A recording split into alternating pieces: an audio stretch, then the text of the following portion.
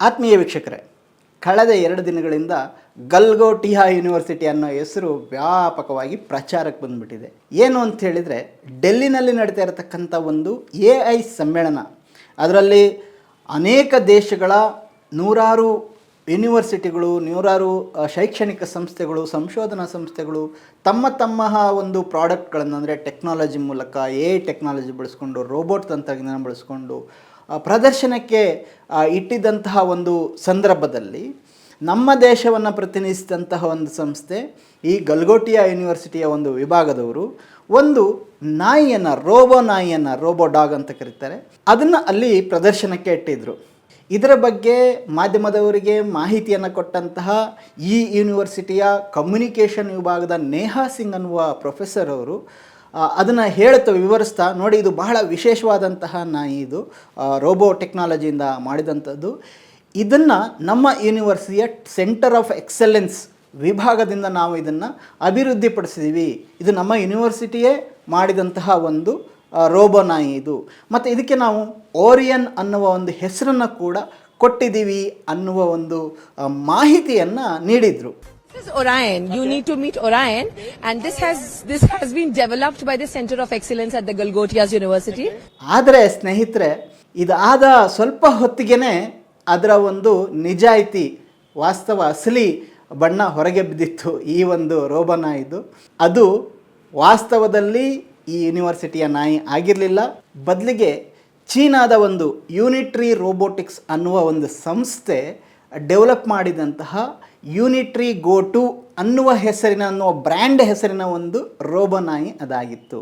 ಇದು ಹೊರಗಡೆ ಬಂದ, ಅಂದರೆ ಬಯಲು ಆಗ್ತಾ ಇದ್ದ ಹಾಗೇ ಆ ಒಂದು ಯೂನಿವರ್ಸಿಟಿಯ ಈ ಪ್ರೊಫೆಸರು ತಮ್ಮ ಒಂದು ಪ್ಲೇಟನ್ನು ಚೇಂಜ್ ಮಾಡಿ, ಇಲ್ಲ ನಾನು ಹಾಗೆ ಹೇಳಲಿಲ್ಲ, ನೀವೆಲ್ಲ ತಪ್ಪಾಗಿ ಅರ್ಥ ಮಾಡ್ಕೊಂಡ್ರಿ, ಮಾಧ್ಯಮದವರು ಇವರೆಲ್ಲ ಇದು ತಪ್ಪಾಗಿ ನೀವೇ ಇಂಟರ್ಪ್ರಿಟ್ ಮಾಡಿದ್ರಿ, ನಾವು ಹೇಳಿದ್ದು ಹಾಗಲ್ಲ ಅಂಥೇಳಿ ನುಣುಚ್ಕೊಳ್ಳೋದಕ್ಕೆ ಪ್ರಯತ್ನ ಮಾಡಿದರು. We never claimed that this dog was made in Galgotias University, and I am very consciously stressing, we never claimed that it was made. We always said that in collaboration with the Centers of Excellence, this is something that we would like to develop on it further. ಅಷ್ಟಲ್ಲಾಗಲೇ ಇಡೀ ದೇಶದ ತುಂಬ ಇದರ ಒಂದು ಅವರು ಹೇಳಿದಂತಹ ಮಾತುಗಳು, ಆ professor ಹೇಳಿದಂಥ ಮಾತುಗಳು ಮತ್ತು ಆ ನಾಯಿ ಅದು ಹೇಗೆ ಇಡೀ ದೇಶದ ತುಂಬ ವ್ಯಾಪಕವಾಗಿ ವೈರಲ್ ಆಯಿತು ಅಂತ ಹೇಳಿದರೆ, ಬಟ್ ಬೇಸರದ ವಿಷಯ ಏನಂತ ಹೇಳಿದರೆ, ಈ ಒಂದು ಕದ್ದಂತಹ ನಾಯಿಯನ್ನು ಅಲ್ಲಿಟ್ಟು, ಅಂದರೆ ಆಲ್ರೆಡಿ ಆ ಚೀನಾದ ಕಂಪನಿ ತಯಾರಿಸಿ ಮಾರಾಟಕ್ಕೆ ಬಿಟ್ಟಂತಹ 2 ಲಕ್ಷ ರೂಪಾಯಿಗೆ ಅದು ಮಾರ್ಕೆಟಲ್ಲಿ ಸಿಗುವಂತಹ ಒಂದು ರೋಬೋ ನಾಯಿಯನ್ನು ಇವರು ನಾವೇ ಅಭಿವೃದ್ಧಿಪಡಿಸಿದ್ವಿ ಅಂಥೇಳಿ ಈ ಯೂನಿವರ್ಸಿಟಿಯವರು, ಒಂದು ಖಾಸಗಿ ಯೂನಿವರ್ಸಿಟಿಯವರು ಇಟ್ಟಿದ್ದಂತಹ ಒಂದು ನಾಯಿಯನ್ನು ಆ ಕಂಪನಿಯವರು ಗುರುತಿಸಿ ಅಲ್ಲಿ ಆಯೋಜಕರಿಗೆ, ಈ ಸಮ್ಮೇಳನದ ಆಯೋಜಕರಿಗೆ ಹೇಳಿದ ತಕ್ಷಣ ಆ ಆಯೋಜಕರು ಆ ಇಡೀ ಯೂನಿವರ್ಸಿಟಿಯ ಒಂದು ರೆಪ್ರೆಸೆಂಟೇಷನ್ ಅಲ್ಲಿ ರದ್ದು ಮಾಡ್ತಾರೆ, ನೀವು ಮನೆ ಹೋಗಿ ಅಂಥೇಳಿ ಮನೆಗೆ ಕಳಿಸ್ತಾರೆ. ಸ್ನೇಹಿತರೆ, ಇದು ಬಹಳ ನಗೆಪಾಟ್ಲಿಗೀಡಾದಂತಹ ವಿಷಯ ಅಂತ ಅನಿಸಿದರೂ ಕೂಡ ನಾವು ಗಂಭೀರವಾಗಿ ಯೋಚನೆ ಮಾಡಬೇಕಾದಂಥ ವಿಷಯ.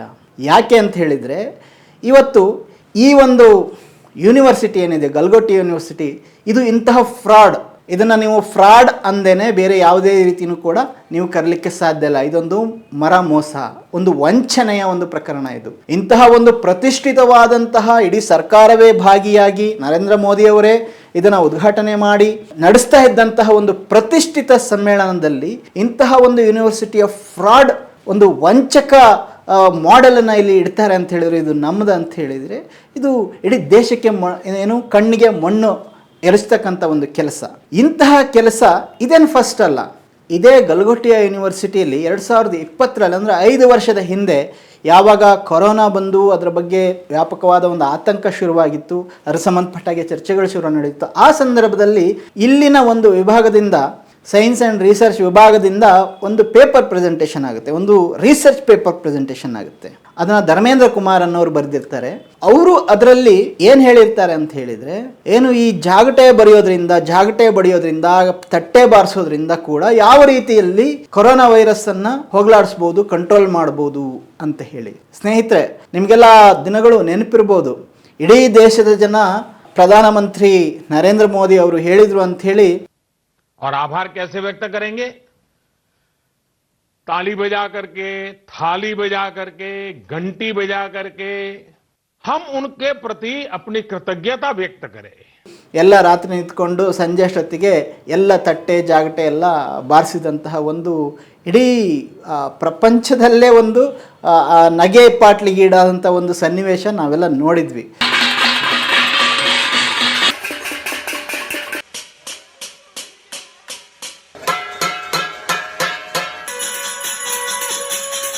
ಬಹುಶಃ ಒಂದು ಸ್ವಲ್ಪನಾದರೂ ಕೂಡ ವೈಜ್ಞಾನಿಕ ಮನೋಭಾವನೆ ಇದ್ದಂಥವರು ಇದನ್ನು ಯಾರೂ ನಂಬಿರಲಿಲ್ಲ, ಅದನ್ನು ಮಾಡಿರಲಿಲ್ಲ. ಆದರೆ ಹೋಗಲಿ, ಸಾಮಾನ್ಯ ಜನ ಅವರಿಗೆ ಗೊತ್ತಿರೋದಿಲ್ಲ, ಈ ಮಾಧ್ಯಮಗಳ ಮೂಲಕ ಏನೋ ಬಂದಾಗ ಪ್ರಧಾನಿ ಹೇಳಿದರು ಅಂಥೇಳಿ ಅದನ್ನೆಲ್ಲ ಮಾಡಿದರು ಅಂತ ನಂಬ್ಕೊಳ್ಳೋಣ. ಆದರೆ ಒಂದು ಯೂನಿವರ್ಸಿಟಿಲಿ ಒಂದು ಪ್ರೊಫೆಸರು ಅಥವಾ ಒಂದು ರಿಸರ್ಚ್ ಮಾಡ್ತಾ ಇರ್ತಕ್ಕಂಥವರೇ ಈ ರೀತಿಯಾಗಿ ಒಂದು ಪೇಪರ್ ಪ್ರೆಸೆಂಟೇಷನ್ ಮಾಡಿದರೆ, ಅದಕ್ಕೆ ಬೇರೆ ಬೇರೆಯ ಒಂದು ವೈಜ್ಞಾನಿಕ ಕಾರಣಗಳನ್ನು ಕೊಡೋ ರೀತಿಯಲ್ಲಿ ಒಂದು ಹೈಪೋಥೆಸಿಸ್, ಒಂದು ಊಹೆಯನ್ನು ಮುಂದಿಟ್ಟರೆ ಅದು ಎಷ್ಟು ಒಂದು ನಾಚಿಕೆಗೇಡಿನ ಪರಿಸ್ಥಿತಿ ಅಲ್ವಾ. ವಾಸ್ತವದಲ್ಲಿ ಈ ಒಂದು ಪೇಪರ್ ಪ್ರೆಸೆಂಟ್ ಆದ ತಕ್ಷಣದಲ್ಲಿ ಅದರ ಬಗ್ಗೆ ವ್ಯಾಪಕವಾದಂತಹ ಟೀಕೆ ಬರುತ್ತೆ. ಯಾಕೆ ಅಂತ ಹೇಳಿದರೆ, ಒಂದು ರಿಸರ್ಚನ್ನು, ಒಂದು ಸೈಂಟಿಫಿಕ್ ರಿಸರ್ಚ್ ಅಂತ ಹೇಳಿದರೆ ಅದರಲ್ಲಿ ಒಂದು ವೈಜ್ಞಾನಿಕ ಮೆಥಡ್ ಇರಬೇಕು. ಎರಡನೇದಾಗಿ ಅದಕ್ಕೆ ಒಂದು ಹೇಳಿಕೆಯನ್ನು, ನೀವೊಂದು ಹೈಪೋಥಿಸಿಸ್ನ ಹೇಳಿದಾಗ ಅದನ್ನು ಪ್ರೂವ್ ಮಾಡ್ತಕ್ಕಂತಹ ಸಫಿಷಿಯೆಂಟ್ ಡೇಟಾ ಇರಬೇಕು, ಸಾಕಷ್ಟು ಪ್ರಮಾಣದಲ್ಲಿ ಅದಕ್ಕೆ ಬೇಕಾದಂತಹ ದತ್ತಾಂಶ ಇರಬೇಕು. ಅದು ಯಾವುದೂ ಇಲ್ಲದೇ ಇದು ನಮ್ಮ ಹೈಪೋಥಿಸಿಸ್ಸು, ಇದು ನಮ್ಮ ರಿಸರ್ಚ್ ಅಂತ ಹೇಳಿದರೆ ಅದು ಯಾವುದೇ ಕಾರಣಕ್ಕೂ ಕೂಡ ಸೈಂಟಿಫಿಕ್ ಕಮ್ಯುನಿಟಿ ಅದನ್ನು ಒಪ್ಕೊಳ್ಳೋದಕ್ಕೆ ಸಾಧ್ಯ ಇಲ್ಲ. ಆದರೆ ಈ ಗಲ್ಗೋಟಿಯಾ ಯೂನಿವರ್ಸಿಟಿಯ ಒಂದು ವಿಭಾಗ ಇಂತಹ ಒಂದು ನಗೆಪಾಟ್ಲಿಗೀಡಾಗಿ ಆವಾಗಲೇ ಅದಕ್ಕೆ ಮುಖಭಂಗ ಆಗಿತ್ತು. ಇಡೀ ಸೈಂಟಿಫಿಕ್ ಕಮ್ಯುನಿಟಿ ಅದನ್ನು ವಿರೋಧಿಸಿದ ಕಾರಣಕ್ಕೆ ಮತ್ತು ಅದನ್ನು ಟೀಕೆ ಮಾಡಿದ ಕಾರಣಕ್ಕೆ ಆ ಪೇಪರನ್ನು ವಾಪಸ್ ತಗೊಂಡಿತ್ತು. ಇವತ್ತು ಕೂಡ ನೀವು ಅದು ವೆಬ್ಸೈಟಲ್ಲಿ ಲಭ್ಯ ಇದೆ. ಆದರೆ ಅದಕ್ಕೆ ಮಾನ್ಯ ಮಾಡಲಿಲ್ಲ. ಇದು ತಪ್ಪು, ಇದೊಂದು ಫೇಕ್, ಇದು ಸ್ಯೂಡೋ ಸೈನ್ಸ್, ಕ್ವಾಕರಿ ಅಂತೆಲ್ಲ ಆವಾಗ ಸೈಂಟಿಸ್ಟ್ಗಳು ಅದನ್ನ ಕರೆದು. ಕ್ವಾಕರಿ ಅಂತ ಹೇಳಿದ್ರೆ ಒಂದು ರೀತಿ ಈ ಕಪಟ ಮದ್ದನ್ನು ಮಾಡ್ತಾರಲ್ವ, ಆ ರೀತಿಯ ಒಂದು ಸುಳ್ಳು ಪೊಳ್ಳು ಹೇಳ್ತಕ್ಕಂತಹ ಒಂದು ವಿಚಾರ ಅಂಥೇಳಿ. ಸೊ ಹಾಗಾಗಿ ಆಲ್ರೆಡಿ 5 ವರ್ಷದ ಹಿಂದೆ ಈ ರೀತಿಯ ಒಂದು ವಂಚನೆ ಪ್ರಕರಣದಲ್ಲಿ ಸಿಕ್ಕಾಕೊಂಡಿದ್ದ ಒಂದು ಯೂನಿವರ್ಸಿಟಿ ಮೇಲೆ ಅವತ್ತೇ ನಮ್ಮ ಸರ್ಕಾರ, ಕೇಂದ್ರ ಸರ್ಕಾರ ಕ್ರಮ ತೆಗೆದುಕೊಂಡಿದ್ದರೆ ಇವತ್ತು ಈ AI ಸಮ್ಮಿಟ್ನಲ್ಲಿ ಈ ರೀತಿಯ ಒಂದು ನಗೆಪಾಟ್ಲಿಗೀಡಾಗೋದು ತಪ್ತಾ ಇತ್ತು. ಇಡೀ ದೇಶ ಇವತ್ತು ಈ ಕಾರಣಕ್ಕೋಸ್ಕರ, ಈ ಯೂನಿವರ್ಸಿಟಿ ಮಾಡಿದ ಒಂದು ಇಂಥ ಫ್ರಾಡ್ ಕೆಲಸಕ್ಕೋಸ್ಕರ ಇಡೀ ದೇಶ ವಿಶ್ವದ ಎದುರುಗಡೆ ನಾಚಿಕೆಯಿಂದ ತಲೆ ತಗ್ಗಿಸ್ಬೇಕಾಗಿದೆ. ಸ್ನೇಹಿತರೆ, ಈ ಹಿನ್ನೆಲೆಯಲ್ಲಿ ಕೆಲವು ಗಂಭೀರ ವಿಷಯಗಳನ್ನು ನಾವು ಯೋಚನೆ ಮಾಡಬೇಕು. ಯಾಕೆ ಅಂತ ಹೇಳಿದರೆ, ನಮ್ಮ ದೇಶಕ್ಕೆ ಸ್ವಾತಂತ್ರ್ಯ ಬರೋದಕ್ಕಿಂತ ಮುಂಚೆನೇ ಈ ದೇಶ ಹೇಗೆ ನಡಿಬೇಕು, ಯಾವ ವಿಚಾರಗಳ ಆಧಾರದ ಮೇಲೆ ನಡಿಬೇಕು, ಈ ವಿಚಾರ ಮೌಢ್ಯದ ಮೇಲೆ, ಮೋಸದ ಮೇಲೆ ನಡಿಬೇಕಾ ಅಥವಾ ಒಂದು ವೈಜ್ಞಾನಿಕ ಚಿಂತನೆ ಮೇಲೆ ನಡಿಬೇಕಾ ಅನ್ನೋ ಸಂಬಂಧಪಟ್ಟ ಹಾಗೆ ಅವತ್ತಿನ ನಮ್ಮ ಫೋರ್ ಫಾದರ್ಸ್ ಯಾರಿದ್ರು, ನಮ್ಮ ದೇಶವನ್ನು ಕಟ್ಟಿದವರಲ್ಲಿ ಪ್ರಮುಖರೆಲ್ಲರೂ ಕೂಡ ಬಹಳ ಒಂದು ವೈಜ್ಞಾನಿಕವಾಗಿ ಆಲೋಚನೆ ಮಾಡಿದರು. ಅದು ಸಂವಿಧಾನ ಬರೆದಂತಹ ಅಂಬೇಡ್ಕರ್ ಇರ್ಬೋದು, ಅಥವಾ ಮೊದಲ ಪ್ರಧಾನಿಯಾಗಿದ್ದಂತಹ ಜವಾಹರ್ಲಾಲ್ ನೆಹರು ಇರ್ಬೋದು, ಅಥವಾ ಇನ್ನೂ ಹಲವಾರು ಜನ, ಎಲ್ಲರೂ ಕೂಡ ಈ ದೇಶದಲ್ಲಿ ಒಂದು ಅಕ್ಷರತೆ, ಒಂದು ನಿಜವಾದ ಲಿಟ್ರಸಿ ಆಗಬೇಕು, ಒಂದು ಅಕ್ಷರಸ್ಥ ದೇಶ ಆಗಬೇಕು, ಉನ್ನತ ಶಿಕ್ಷಣ ಈ ದೇಶದಲ್ಲಿ ಎಲ್ಲರಿಗೂ ಕೂಡ ಸಿಗಬೇಕು, ಹಾಗೆಯೇ ಒಂದು ಸೈಂಟಿಫಿಕ್ ಆದಂತಹ ಟೆಂಪರ್ ಮೇಲೆ ಈ ದೇಶ ನಡಿಬೇಕು ಅಂಥೇಳಿ ಕೂಡ ಅವತ್ತು ಬಯಸಿದರು. 1946ರಲ್ಲಿ ಡಿಸ್ಕವರಿ ಆಫ್ ಇಂಡಿಯಾ ಅಂತ ಒಂದು ಬರೆಯುವಾಗ ನೆಹರು ಅವರು ಒಂದು ಪದವನ್ನು ಪರಿಚಯ ಮಾಡ್ತಾರೆ. ಅದು ಸೈಂಟಿಫಿಕ್ ಟೆಂಪರ್, ವೈಜ್ಞಾನಿಕ ಮನೋಭಾವದ ಮೇಲೆ ಈ ದೇಶವನ್ನು ನಾವು ಕಟ್ಕೋಬೇಕು, ಮೂಢನಂಬಿಕೆ ಅಜ್ಞಾನದ ಮೇಲೆ ಅಲ್ಲ ಅನ್ನುವ ಮಾತುಗಳನ್ನು ಅವ್ರು ಹೇಳ್ತಾರೆ. ಆ ನಂತರದಲ್ಲಿ 1976ರಲ್ಲಿ ಸಂವಿಧಾನ ತಿದ್ದುಪಡಿ ಮಾಡುವ ಸಂದರ್ಭದಲ್ಲಿ ನಾವು ಮೂಲಭೂತ ಕರ್ತವ್ಯಗಳನ್ನು ಕೂಡ ಬರೆದುಕೊಂಡಾಗ, ನಮ್ಮ ಸಂವಿಧಾನಕ್ಕೆ ಹೊಸದಾಗಿ ಸೇರಿಸಿದಾಗ, ಅದರಲ್ಲಿ ಆರ್ಟಿಕಲ್ 51A(H) ಅನ್ನುವ ಒಂದು ಆರ್ಟಿಕಲ್ ಒಳಗಡೆ ನಾವು ವೈಜ್ಞಾನಿಕ ಮನೋಭಾವವನ್ನು, ಅದರ ಜೊತೆಗೆ ಮಾನವತೆಯನ್ನು, ಅದಕ್ಕೆ ಉತ್ತೇಜನ ಕೊಡುವ ರೀತಿಯಲ್ಲಿ ನಾವು ಹೋಗ್ತೇವೆ ಅನ್ನುವ ಮಾತನ್ನು ನಾವು ಕರ್ತವ್ಯವಾಗಿ ಹೇಳ್ಕೊಂಡಿದ್ದೇವೆ, ನಮ್ಮ ಒಂದು ಮೂಲಭೂತ ಕರ್ತವ್ಯವಾಗಿ. ಅಂದರೆ ನಾವು ನಮ್ಮ ಒಂದು ದೇಶವನ್ನು ಯಾವುದೇ ಒಂದು ಮೌಢ್ಯದ ಆಧಾರದ ಮೇಲೆ, ಇನ್ಯಾವುದು ಕೇವಲ ಕಪೋಲ ಕಲ್ಪಿತವಾದಂತಹ ಒಂದು ಪುರಾಣಗಳ ಮೇಲೆ ನಡೆಸೋದಿಲ್ಲ, ನಾವು ಒಂದು ವೈಜ್ಞಾನಿಕ ಆಧಾರದಲ್ಲಿ ನಡೆಸ್ತೇವೆ ಅಂಥೇಳಿ. ಈ ಕಾರಣಕ್ಕೋಸ್ಕರನೇ ಬಹುಶಃ ಇವತ್ತಿನವರೆಗೂ ಕೂಡ ನಮ್ಮ ದೇಶದಲ್ಲಿ ಸಾಕಷ್ಟು ವೈಜ್ಞಾನಿಕ ಪ್ರಗತಿ ಸಾಧ್ಯ ಆಗಿರ್ತಕ್ಕಂಥದ್ದು. ಇವತ್ತು ಕೂಡ ಎಷ್ಟೋ ದೇಶಗಳಲ್ಲಿ ಆ ಮಟ್ಟದ ವೈಜ್ಞಾನಿಕ ಪ್ರಗತಿ ಸಾಧ್ಯ ಆಗಿಲ್ಲ. ಆದರೆ ಭಾರತದಲ್ಲಿ ಯಾಕೆ ಸಾಧ್ಯ ಆಯಿತು ಅಂತ ಹೇಳಿದರೆ, ಅವತ್ತಿನ ನಮ್ಮ ಈ ದೇಶದ ನೇತಾರರು ಯಾರಿದ್ರು ಅವರು ಒಂದು ಮುಂದಾಲೋಚನೆ, ದೂರದೃಷ್ಟಿಯನ್ನು ಇಟ್ಕೊಂಡು ವೈಜ್ಞಾನಿಕ ತಳಹದಿ ಮೇಲೆ ಈ ದೇಶವನ್ನು ಕಟ್ಟಬೇಕು ಅಂಥೇಳಿ. ದುರದೃಷ್ಟವಶಾತ್ ಕಳೆದ ಒಂದು 10-12 ವರ್ಷಗಳಿಂದ ನಮ್ಮ ದೇಶದ ಈ ರೀತಿಯ ಒಂದು ಸೀದಾ ಹೋಗ್ತಿದ್ದಂಥ ದೇಶ ತಲೆ ಕೆಳಗಾಗಿ ನಿಂತ್ಕೊಂಡಿದೆ. ಯಾಕೆ ಅಂತ ಹೇಳಿದರೆ, ನಿಜವಾದ ಒಂದು ವೈಜ್ಞಾನಿಕ ಪ್ರಗತಿಗೆ ಹೆಚ್ಚು ಉತ್ತೇಜನ ಕೊಡೋದ್ರ ಬದಲು ಈ ರೀತಿಯ ಫ್ರಾಡ್ಗಳಿಗೆ, ಸ್ಯೂಡೋ ಸೈನ್ಸ್ಗಳಿಗೆ ಹೆಚ್ಚು ಉತ್ತೇಜನವನ್ನು ನಮ್ಮ ಸರ್ಕಾರಗಳೇ ಕೊಡ್ತಾ ಇದೆ. ಒಂದು ಉದಾಹರಣೆ ಹೇಳೋದಾದರೆ, 2014ರಲ್ಲಿ ಮಾನ್ಯ ಪ್ರಧಾನಮಂತ್ರಿಗಳು ಅವತ್ತು ಒಂದು ಸಭೆಯಲ್ಲಿ, ಅಂದರೆ ಸಾಕಷ್ಟು ವಿಜ್ಞಾನಿಗಳು, ವೈದ್ಯರು ಎಲ್ಲ ಇರ್ತಕ್ಕಂಥ ಒಂದು ಸಭೆಯಲ್ಲಿ ಮಾತಾಡ್ತಾ ಹೇಳ್ತಾರೆ, ನಮ್ಮ ಒಂದು ಪ್ರಾಚೀನ ಭಾರತದಲ್ಲೇ ನಾವು ಸರ್ಜರಿಯನ್ನು ಕಲ್ತಿದ್ವಿ ನೋಡಿ. ಗಣಪತಿಯನ್ನು ಅವತ್ತು ಮಾಡಿದ್ದವರು ಯಾರೋ ಒಬ್ಬರು ಸರ್ಜರಿಯನ್ನು ಕಲ್ತಿದ್ದವರು, ಜೆನೆಟಿಕ್ಸ್ ಗೊತ್ತಿದ್ದವರು, ತಳಿ ವಿಜ್ಞಾನ ಗೊತ್ತಿದ್ದವರು ಇರ್ಬೋದು. ಹಾಗೆ ಮಹಾಭಾರತದಲ್ಲಿ ನಾವು ಕರ್ಣನನ್ನು ನೋಡ್ತೀವಿ.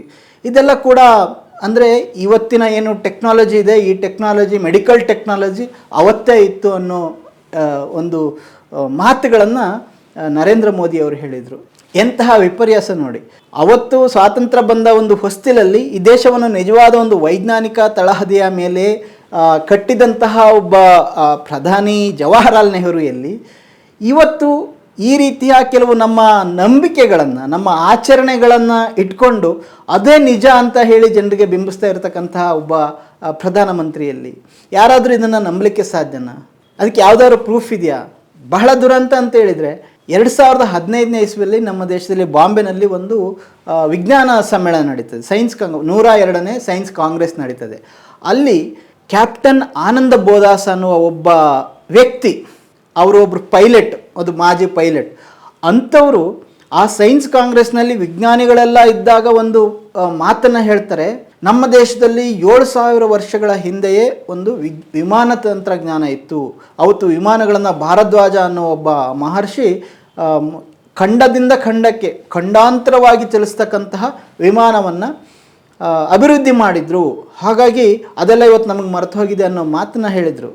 ಇನ್ಫ್ಯಾಕ್ಟ್ ಆ ಕಾಂಗ್ರೆಸ್ನಲ್ಲೇ ಅದಕ್ಕೆ ವಿರೋಧ ವ್ಯಕ್ತಪಡಿಸಿ. ಯಾಕಂತ ಹೇಳಿದರೆ, ಇಂತಹ ಮಾತುಗಳು, ಇದಕ್ಕೆ ಯಾವುದೇ ವೈಜ್ಞಾನಿಕ ಆಧಾರ ಇಲ್ಲ. ಇವೆಲ್ಲ ಒಂದು ರೀತಿಯ ಸ್ಯೂಡೋ ಸೈನ್ಸ್, ಅಂದರೆ ಒಂದು ನಕಲಿ ವಿಜ್ಞಾನವನ್ನು ಪ್ರಚುರ ಮಾಡ್ತಕ್ಕಂಥದ್ದು. ಹಾಗಾದರೆ ನಮ್ಮ ದೇಶದಲ್ಲಿ ವಿಜ್ಞಾನವೇ ಇರಲಿಲ್ವಾ, ತಂತ್ರಜ್ಞಾನವೇ ಇರಲಿಲ್ಲ ಅಂತ ಹೇಳಿದರೆ ಹಾಗೆ ಯಾರೂ ಹೇಳೋದಿಲ್ಲ. ನಮ್ಮ ಪ್ರಾಚೀನ ಭಾರತದಲ್ಲಿ ಇಡೀ ಜಗತ್ತಿಗೆ ಮಾದರಿಯಾದಂತಹ ಒಂದು ವೈಜ್ಞಾನಿಕ ಚಿಂತನೆ ಅವತ್ತಿನ ಕಾಲದಲ್ಲಿತ್ತು. 2000, 3000, 4000 ವರ್ಷಗಳ ಹಿಂದಿನಿಂದನೂ ಕೂಡ ಇದ್ದುದನ್ನು ನಾವೆಲ್ಲ ನೋಡ್ಕೊಂಡು ಬಂದಿದ್ದೀವಿ. ಅದೆಲ್ಲ ಇಲ್ಲ ಅಂತೇಳಿದರೆ ಅಷ್ಟು ಒಂದು ದೊಡ್ಡದಾದಂತಹ ನಾಗರಿಕತೆಯನ್ನು, ಹರಪ್ಪ ನಾಗರಿಕತೆಯನ್ನು ನಾವು ಕಟ್ತಾ ಇರಲಿಲ್ಲ. ಆ ನಂತರದಲ್ಲೂ ಕೂಡ ನಾವು ಗಣಿತಶಾಸ್ತ್ರದಲ್ಲಿ ಆರ್ಯಭಟ, ಭಾಸ್ಕರ, ವರಾಹಮಿಹಿರ ಅಂತ ಕೇಳ್ತೀವಿ. ಹಾಗೆಯೇ ಒಂದು ಮೆಡಿಕಲ್ ವೈದ್ಯ ವಿಜ್ಞಾನದಲ್ಲಿ ಚರಕ, ಸುಶ್ರುತ ಅಂತ ಹೆಸರುಗಳನ್ನು ಕೇಳ್ತೀವಿ. ಹೀಗೆ ಹಲವಾರು ಒಂದು ವಿಜ್ಞಾನದ ಕ್ಷೇತ್ರಗಳನ್ನು ಅವತ್ತಿನ ಪ್ರಾಚೀನ ಭಾರತದಲ್ಲಿ ಅಭಿವೃದ್ಧಿಪಡಿಸಿದಂತಹ ಒಂದು ಪರಂಪರೆ ನಮಗೆ ಇದೆ. ಆದರೆ ಅದು ಎಷ್ಟಿತ್ತೋ ಅಷ್ಟನ್ನು ನಾವು ಹೇಳಬೇಕೇ ವಿನಃ ಇಲ್ಲದೇ ಇರೋದನ್ನೆಲ್ಲ ಅಥವಾ ಒಂದು ಕಟ್ಟುಕತೆಗಳನ್ನೆಲ್ಲ ಕೂಡ ವಿಜ್ಞಾನ ಅಂತ ಹೇಳಿ ನಾವು ನಂಬಿದಾಗ ಅದು ತುಂಬ ಜನರನ್ನು ತಪ್ಪು ದಾರಿಗೆ ತೆಗೆದುಕೊಂಡು ಹೋದ ಹಾಗೆ ಆಗುತ್ತೆ. ಹಾಗಾಗಿ ಇವತ್ತು ನಮ್ಮ ನರೇಂದ್ರ ಮೋದಿ ಅವರು ಮಾಡಿದ್ದು ಅದೇ ಕೆಲಸ. ಇಡೀ ದೇಶವನ್ನು ಈ ರೀತಿಯಾಗಿ ತಪ್ಪಾಗಿ ಮಿಸ್ಲೀಡ್ ಮಾಡಿದಂತಹ ಕೆಲಸ. ಗಣಪತಿಯಂತಹ ದೇವರಾಗಲಿ, ಅಂದರೆ ಆನೆಯ ಮುಖದ ದೇವರು ನಾವನ್ನು ಪೂಜೆ ಮಾಡೋದಾಗಲಿ, ಅಥವಾ ಒಂದು ಮಂಗನ ಮುಖದ ಹನುಮಂತನನ್ನು ನಾವು ಪೂಜೆ ಮಾಡೋದಾಗಲಿ, ಅಥವಾ ನಮ್ಮ ಉದಾಹರಣೆಗೆ ನಮ್ಮ ಕರ್ನಾಟಕದ ಒಂದು ಲಾಂಛನ ಇದೆ, ಗಂಡಬೇರುಂಡ, 2 ತಲೆಯ ಒಂದು ಪಕ್ಷಿ, ಅದೊಂದು ಇವೆಲ್ಲ ಕೂಡ ಕಾಲ್ಪನಿಕವಾದಂತಹ ಒಂದು ಚಿತ್ರಗಳು. ಈಗ ನಮ್ಮ 4 ಮುಖದ ಸಿಂಹ ಇದೆ, ನಮ್ಮ ದೇಶದ ಒಂದು ಲಾಂಛನ ಇದೆ. ಇವ್ಯಾವು ಕೂಡ ರಿಯಲ್ ಅಲ್ಲ. ಈ ರೀತಿಯ ಒಂದು ಕಾಲ್ಪನಿಕ ಚಿತ್ರಿಕೆಗಳು ಬಹಳ ಹಿಂದಿನಿಂದನೂ ಕೂಡ ನಮ್ಮ ಪರಂಪರೆ ಒಳಗಡೆ ಇದೆ. ಆದರೆ ಅದು ನಮ್ಮ ಊಹೆಯ ಮೂಲಕ ಬಂದಿದ್ದು, ನಮ್ಮ ದೇಶದ ಜನರ ನಂಬಿಕೆಗಳ ಭಾಗವಾಗಿ ಬಂದಿದ್ದು, ಆ ರೀತಿಯ ಒಂದು ಕಲ್ಪನೆಗಳು ಅಂತ ನೋಡಬೇಕೇ ವಿನಃ ಅದನ್ನೇ ನಿಜ ಅಂತ ಭಾವಿಸಿ ಈ ಟೆಕ್ನಾಲಜಿ ನಮ್ಮ ಹತ್ರ ಇತ್ತು ಅಂತ ಹೇಳಿದರೆ ಇಡೀ ಜಗತ್ತು ನಮ್ಮನ್ನು ನೋಡಿ ನಗುತ್ತೆ. ಇವತ್ತು ಆಗ್ತಾ ಇರ್ತಕ್ಕಂಥ ಕೆಲಸ ಅದು. ಹಾಗಾದರೆ ನರೇಂದ್ರ ಮೋದಿ ಅಂತಹ ಪ್ರಧಾನಿಗೆ ಇಷ್ಟು ಕಾಮನ್ ಸೆನ್ಸ್ ಇಲ್ವಾ ಅಂಥೇಳಿ ಒಂದು ಪ್ರಶ್ನೆಯನ್ನು ನಾವು ಇವತ್ತು ಕೇಳ್ಕೋಬೇಕಾಗತ್ತೆ. ಅವರಿಗೆ ಇದ್ದಿದ್ದರೆ ಬಹುಶಃ ನನ್ನ AI ಸಮ್ಮೇಳನದಲ್ಲಿ ಈ ರೀತಿಯ ನಗೆಪಾಟ್ಲಿಗೆ ಈಡಾಗ್ತಕ್ಕಂತಹ ಸನ್ನಿವೇಶ ಬರ್ತಾ ಇರಲಿಲ್ಲ. ಯಾಕೆ ಅಂತ ಹೇಳಿದ್ರೆ ಇದೇ ಪ್ರಧಾನಿಗಳು ಹಿಂದೆ ಗಟ್ಟರ್ನಿಂದ ಗ್ಯಾಸ್ ಕಂಡುಹಿಡಿಯೋದ್ರ ಬಗ್ಗೆ ಮಾತಾಡಿದ್ರು. ನಿಮಗೆ ಗೊತ್ತಿದೆ, A+B ² ಅನ್ನೋ ಒಂದು ಸೂತ್ರವನ್ನು ಹೇಳ್ಬಿಟ್ಟು, ಬೀಜಗಣಿತದ ಸೂತ್ರವನ್ನು ಹೇಳಿದೆ ನಗೆಪಾಟ್ಲಿಗೆ ಈಡಾಗಿದ್ರು. A+B into bracket square. A+B into square into bracket square. A+B into square into bracket square करे तो ಅದೇ ರೀತಿಯಲ್ಲಿ ಮೋಡ ಹೋದ್ಮೇಲೆ ಏನೋ ಬಾಂಬ್ ಹಾಕಬೇಕು, ಕ್ಷಿಪಣಿಯನ್ನು ಉಡಾಯಿಸಬೇಕು ಅನ್ನೋ ಮಾತನ್ನು ಹೇಳಿ ಕೂಡ ಇಡೀ ದೇಶ ನೋಡಿ ನಕ್ಕಿದ್ದಂತಹ ಒಂದು ಸಂದರ್ಭಕ್ಕೆ ನಾವೆಲ್ಲ ಕೂಡ ಸಾಕ್ಷಿಯಾಗಿದ್ವಿ. ಬಹುಶಃ ನಾವು ಯಾವ ಕಾರಣಕ್ಕೆ ನೆಹರು ಅಂಥವರನ್ನು ಇವತ್ತು ನೆನೆಸ್ತೀವೋ, ಈ ದೇಶದಲ್ಲಿ ವಿಜ್ಞಾನ ಮತ್ತು ತಂತ್ರಜ್ಞಾನದ ಬೆಳವಣಿಗೆಯಲ್ಲಿ ಅವರ ಕೊಡುಗೆ, ದೊಡ್ಡ ದೊಡ್ಡ ವಿಜ್ಞಾನದ ಸಂಸ್ಥೆಗಳೆಲ್ಲ ಅವತ್ತಿನ ಸಂದರ್ಭದಲ್ಲಿ ನೆಹರು ಅವರ ಸಂದರ್ಭದಲ್ಲಿ ಸ್ಥಾಪನೆ ಆದಂಥದ್ದು. ಅದು ಇಸ್ರೋ ಅಂತ ದೊಡ್ಡ ಸಂಸ್ಥೆ ಇರ್ಬೋದು, ವಿಜ್ಞಾನ ಇವತ್ತು ಬಾಹ್ಯಾಕಾಶ ತಂತ್ರಜ್ಞಾನದಲ್ಲಿ ಸಾಕಷ್ಟು ಪ್ರಗತಿಯನ್ನು ಸಾಧಿಸಿರ್ತಕ್ಕಂತಹ ಒಂದು ಸಂಸ್ಥೆ.